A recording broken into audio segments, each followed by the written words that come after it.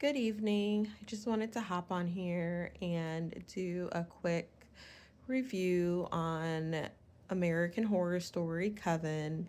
I did a rewatch and I've seen it before, but I love this is one I could go back and rewatch over and over again. I love all the characters, the fashion, the storyline, all the characters. Um, it's just what's there not to love about Coven. It's definitely one of my top favorite seasons of American Horror Story. Um, so yeah, let's get into it. So Coven follows a private girls' school for witches. The academy is in New Orleans, so you get a lot of the New Orleans backdrop within the series. And Jessica Lange is the Supreme. She's the head witch, and Sarah Paulson plays her daughter, and she is running the school in Jessica Lange's absence because Jessica Lange pretty much took the role of being a Supreme for all the wrong reasons. So she's been jet setting and traveling, and the number of participants at the finishing school has dwindled greatly from the time that Jessica Lange, or before the time that she became the Supreme. So we have a small group of girls, and we have Madison, who is played by Emma Roberts, and she is an absolute nightmare. She's my least favorite cast member. She plays a childhood actress who's been in a lot of trouble, and she's coming to the school to learn how to just refine her skills and not react violently. And then Zoe, who is a very sweet girl, but is having a hard time with physical contact because she killed her boyfriend inadvertently when they were being physical. And we have Queenie, who's played by Gabrielle Sidibe, and she is the only black student at the school. And her gift is, well, they all have multiple gifts, but her main gift is that she can project pain on other people. So if she cuts her wrist, your wrist gets cut. If she hits you, you feel it. Then we have Nan, and Nan is psychic, or what do you say, telekinetic was or telekinesis was her gift. And then we had, say, we did I go down the row? Oh no, I'm missing one.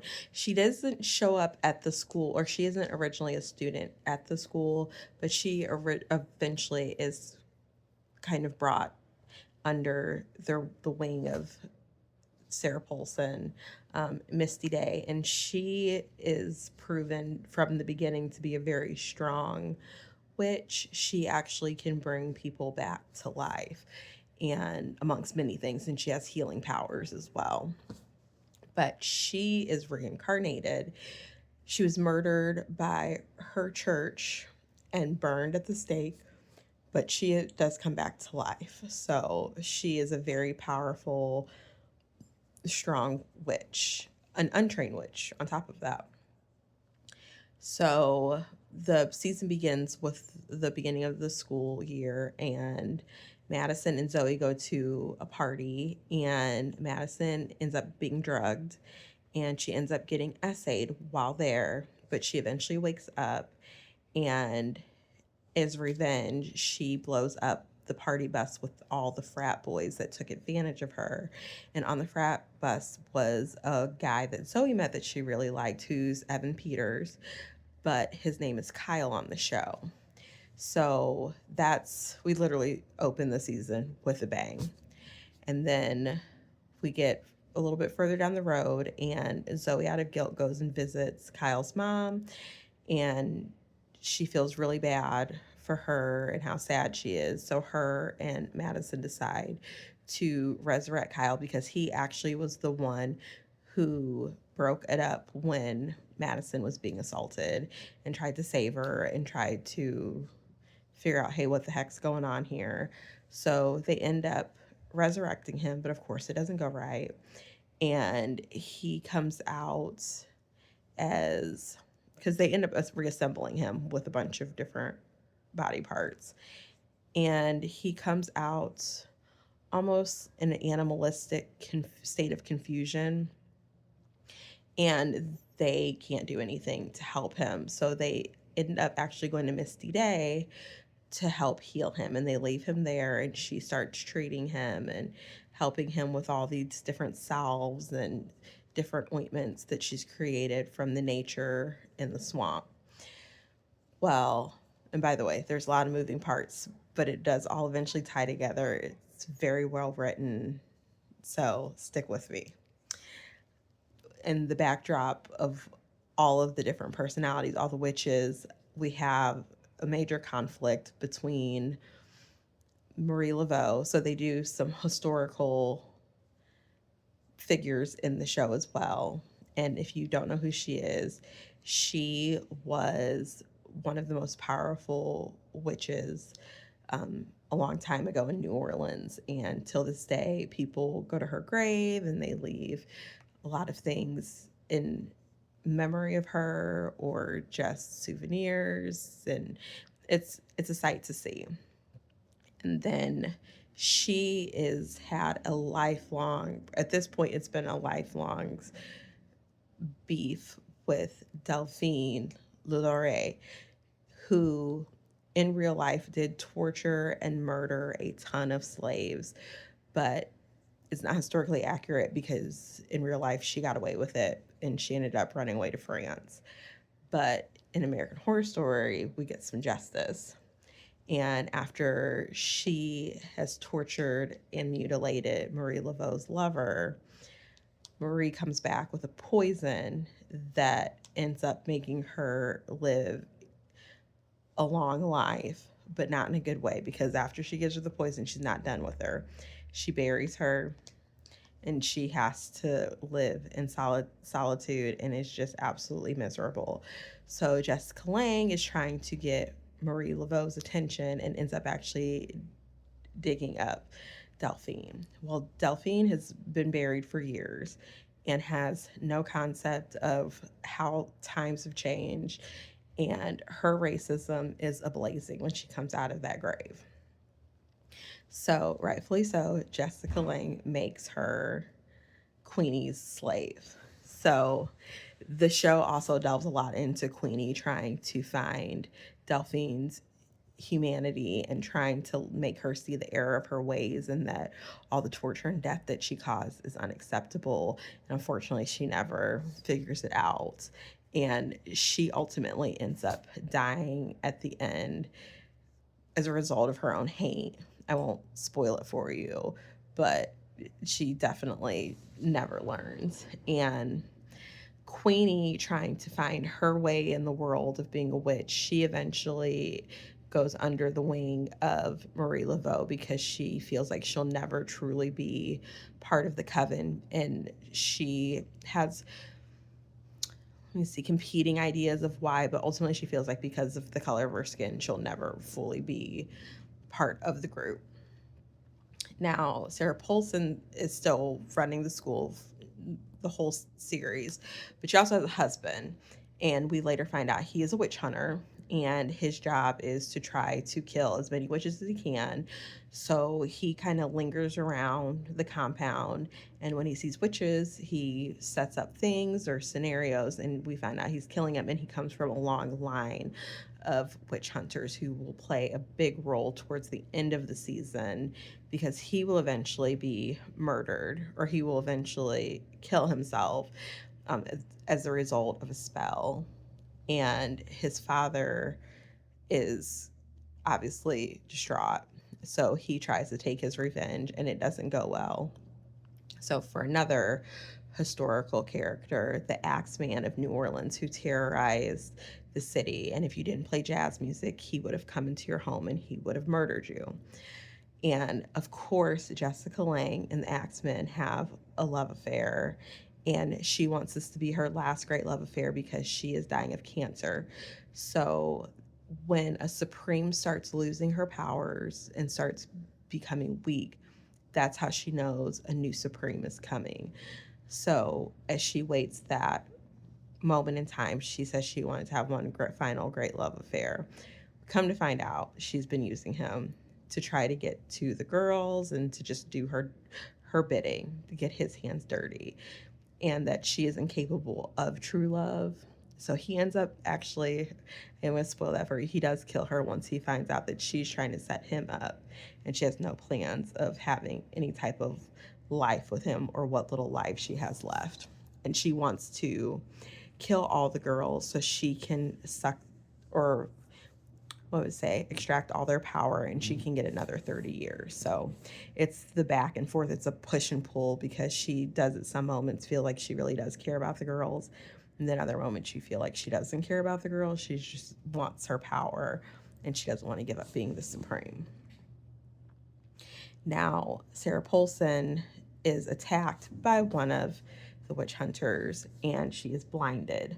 But when she's blinded, she ends up getting second sight. So she becomes psychic and she can see things and she has visions, and it's crazy. It's intense. So she even sees her husband having an affair, which he was having an affair, but he was trying to entrap the woman he was having an affair with because she was a witch. So eventually she does get her sight back, her literal vision back, and then she goes back. It's so frustrating. And she pokes her eyes out because she loses her second sight when she gets her actual eyes back. Crazy.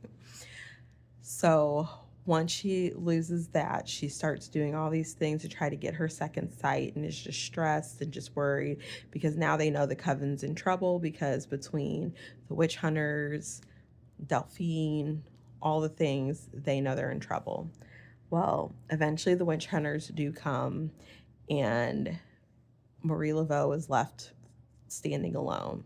So she actually comes to the Coven and she asks for help, and they do accept and try to help her because at the end of the day, this is a sisterhood. They do need to help each other. So her and Jessica Lange do end up setting up the witch hunters I talked about earlier, and they end up killing them. So it makes them closer, it draws them in. But what we don't realize about Marie Laveau is that she is immortal because she has sold her soul to Papa Ligba, and she has to give him a soul every year, an innocent soul.